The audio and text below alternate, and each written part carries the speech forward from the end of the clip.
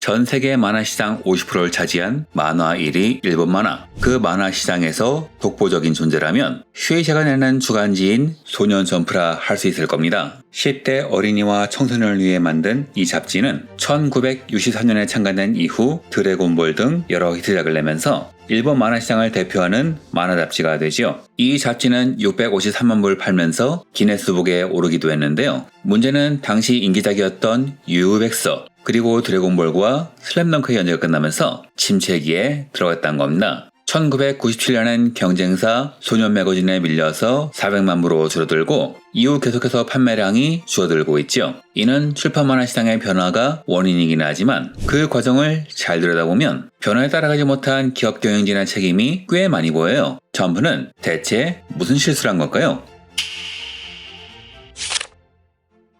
소년 점프가 흔들린 이유는 꽤 복합적입니다. 그중 1차적인 원인은 만화 발굴에 있었죠. 소년 점프를 일개 만화 잡지에서 일본 만화 산업의 중심으로 만든 전설의 편집자 토리시마 카즈이코는 점프가 망하지 않기 위해서는 새로운 작품을 지속적으로 공급해야 했지만 그걸 제대로 하지 못해서 무너졌다고 말하죠. 하지만 90년대에는 이게 쉬운 일이 아니었습니다. 1989년 히데살인마 미야자키 치토무 사건이 터지면서 일본은 그야말로 발칵 뒤집히죠. 이때 언론이 그가 오타쿠라는 것을 조명하면서 만화와 오타쿠가 사회범죄를 유발한다는 인식이 퍼지자 정치가들과 PTA 등의 학부모 단체는 유해 만화 규제를 밀어붙였습니다. 이후 와카야마 현, 도교도 등 전국 지자체가 청소년 보호 유손 조례를 대폭 개정하며 여러 지자체가 수많은 단행본을 유해 도서로 지정했지요. 거품 경제의 붕괴로 인해서 정권이 흔들리는 상황에서 이는 국민의 눈을 돌리기 좋은 수단이었습니다. 이로 인한 타격은 점프도 고스란히 받았는데요.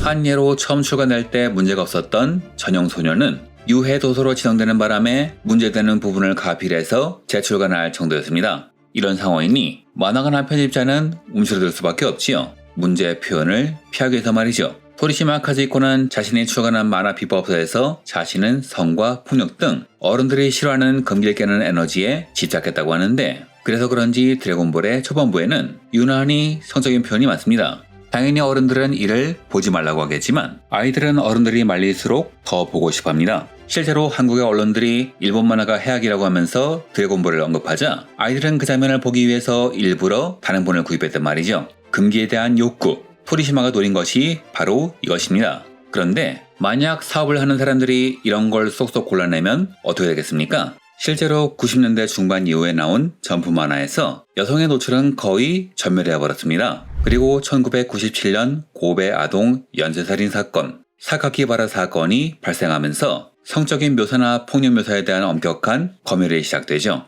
물론 이런 규제가 나쁘다고는 순 없지만 문제는 당시 정치권과 사회단체의 압박에 못 이겨 편집부가 보수적이 된 것이 문제였습니다. 조금만 문제 표현이 있으면 전부 뜯어고쳐버렸으니까요. 그래서인지 점프는 한동안 화제작을 만들지 못하고 바람의 검심 등으로 겨우 버티고 있었는데요. 이런 상황에서 편의점 문제가 발생합니다. 1974년에 세븐일레븐 1호점이 토요스에 오픈한 이후 편의점은 점프를 유통하는 든든한 아군이 됩니다. 간단한 음료나 먹거리를 사면서 겸사겸사 점프를 사는 문화가 생겼기에 점프의 매출에 막대한 기여를 하기도 했죠. 문제는 90년대 초중반에 발생합니다. 거품 경제의 붕괴로 인해 직장을 잃은 사람들이 점점 늘어나자 편의점은 이를 가맹점주라는 새로운 고객으로 봤지요. 이후 그들이 일제히 창업을 하면서 지점이 크게 늘어났는데 덕분에 일본의 주택가, 학원가에도 편의점이 들어갑니다. 이후 아이들은 간식을 편의점에서 사 먹게 되었는데 문제는 편의점이라는 곳은 서서 읽기가 좋은 공간이라는 겁니다. 아이들은 서점에서 점프를 사는 대신 간식을 사러 간 김에 점프해서 좋아하는 만화만 서서 읽고 용돈은 더 모아서 좋아하는 만화에 단행본을 사거나 아니면 게임을 사지요. 이렇게 아이들이 서점이 아니라 편의점에 가게 되면서 점프의 판매량이 급격히 줄어들게 됩니다. 또 하나의 이유는 가성비였는데요. 일본에서 주간지란 만화를 홍보하는 것이 목적으로 개념 자체가 만화 홍보를 위한 전단지이기 때문에 인쇄질이 상당히 조악한 저질 종이를 씁니다. 반면 단행본은 인쇄질이 상당히 좋았지요. 예전엔 점프를 사서 보고 나중에 단행본을 샀다면 경제가 얼어지면서 용돈이 줄자 아이들은 단행본만 사는 식으로 소비 패턴을 바꿔버린 겁니다. 이런 식이면 기업이 빨리 대응해야 하는데 문제는 슈에이샤의 경영진은 전혀 그러지 못했다는 데 있죠. 서점이라는 곳은 이외의 기능이 있었습니다. 자기가 원하는 만화를 사러 갔다가 전시된 만화를 보고 호기심을 갖게 하는 것이죠. 그래서 일본 서점에 가면 작가의 일러스트라던가 서점의 만화 속의 POP가 꼭 걸려 있습니다. 하지만 편의점은 진열 공간이 작기 때문에 새로 나온 잡지나 단행본만 진열될 수밖에 없지요. 이런 상황에서 또 하나의 복병이 나타납니다. 바로 북오프. 1991년에 설립된 이 기업은 중고서적을 전문적으로 취급했습니다. 처음엔 성장세가 그리 세지 않았지만 장기 불황이 이어지면서 1995년엔 100개 점포를 달성하더니 2000년대에는 점포가 500개로 급격히 불어나지요. 이외에도 1997년엔 스루가야, 1998년엔 만화창고 등이 설립되면서 일본에서 중고 만화 전문 매장은 눈덩이처럼 불어납니다. 이렇게 사람들은 편의점에서 점포를 서서 읽은 다음에 마음에 드는 단행본을 중고 매장에서 사게 되었죠. 이렇게 환경이 변하면 그에 맞춰서 전략을 짜는데 이후 점포의 상황을 보면 현상에 대한 고민은커녕 당장의 위기만 피하기 위해서 편의점의 힘을 더 실어버립니다. 90년대 후반 중고서점이 범람하며 판매량이 줄어들자 슈에이시아 간부들은 2000년대 초반 이를 타견답시고 스스로 자폭 버튼을 누릅니다. 바로 2001년 3월에 출간한 슈에이시아 리미스라는 편의점 유통용 염가판 단행본입니다. 이는 원작을 그대로 실은 것이 아니라 인기 있는 에피소드만 뽑아서 만든 단행본으로 페이지는 권당 500페이지에서 800페이지, 기존의 180페이지 단행본보다 훨씬 두꺼운 반면 가격은 약 100엔 비싼 500엔대에 불과했죠. 유튜브에서 재미있는 장면만 뽑아서 쇼츠를 만들듯 만화에서 재미있는 에피소드만 뽑아서 쇼츠 모음집을 만든 셈입니다. 당시 중고 매장에서 판매되는 만화는 보통 100엔에서 200엔이니 소비자 입장에선 염가판 단행본을 사는 것이 훨씬 나았죠. 그리고 이 노림수는 적중하여 염가판 단행본은 일본에서 크게 히트하게 됩니다. 잠깐, 뭔가 이상하지 않나요? 앞에선 자폭 버튼이라고 하더니 나중에는 히트했다? 말이 다른 거 아니냐고요? 아니요, 이건 엄연한 제살 깎아먹기였습니다.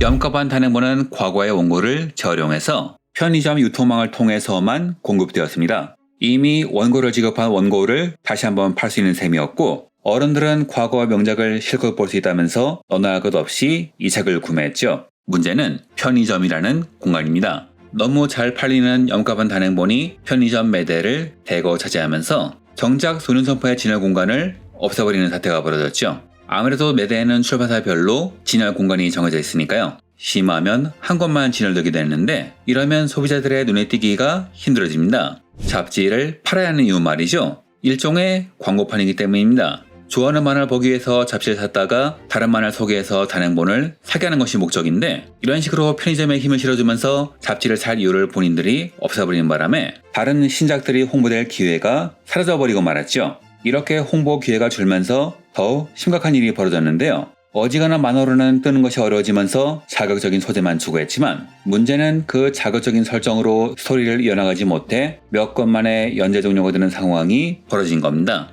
그리고 독자는 이런 상황을 몇 번 겪으면 만화책을 사는 것을 주저하게 되지요. 저는 대표적인 사례로 블루드래곤 라르 그라드를 꼽습니다. 토리야마 아키라가 캐릭터 디자인을 맡고 사카구치 히로노부가 만든 게임인 블루드래곤의 만화판으로 데스노트로 데이트를 친 오바타 타케시가 작화를 맡은 만화죠. 어딜 봐도 화제성이 강할 수밖에 없는 조합이었는데 알맹이가 부실했기 때문에 단행본 4권 만에 연재 종료되었습니다. 이후 블리치와 데스노트가 터지면서 점프를 다시 살리는데 성공하긴 하지만 90년대 말부터 이어진 상당수의 만화가 몇 권 내지 못하고 사라지는 현상은 지금까지도 점프를 괴롭히는 고질병으로 자리 잡습니다. 즉 슈에이시아의 간부들은 당장의 이익을 위해서 과거의 유산을 싸게 팔면서 신작이 자랄 토양 자체를 무너뜨린 것이죠. 이걸 슈에이시아의 전무이자 훗날 샤쿠센샤의 사장이 된 토리시마가 직접 인정했을 정도니 당시 정부의 상황이 얼마나 엉망이었는지는 불을 보듯 뻔하죠. 여하튼 이렇게 어린아이들은 물론 어른들도 점프를 떠나게 되었습니다.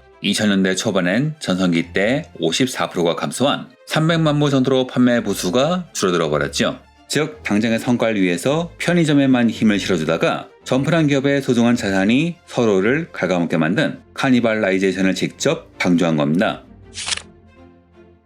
소년 점프라는 10대 어린이를 위한 잡지는 종이 만화를 보는 독자층을 만드는 중요한 역할을 갖고 있었습니다. 하지만 경제 붕괴로 인해 사회구조가 변하는데 경영진은 이에 제대로 대응하지 못했죠. 물론 일부는 천재지변에 가까웠지만 일부는 분명히 경영진의 책임이었습니다. 규제를 피하기 위해서 몸을 사리며 만화를 기획했고 단기 매출에 눈이 팔려 아이들은 물론 점프의 핵심 고객층이 멀어지는 결과를 낳았죠. 그리고 모종의 사건으로 인해 점프에 2차 전성기가 오면서 이 문제는 걷잡을 수 없이 커져버립니다. 전성기가 왔는데 왜 위기가 온 것인가? 빠른 시일 내에 2부에서 뵙겠습니다.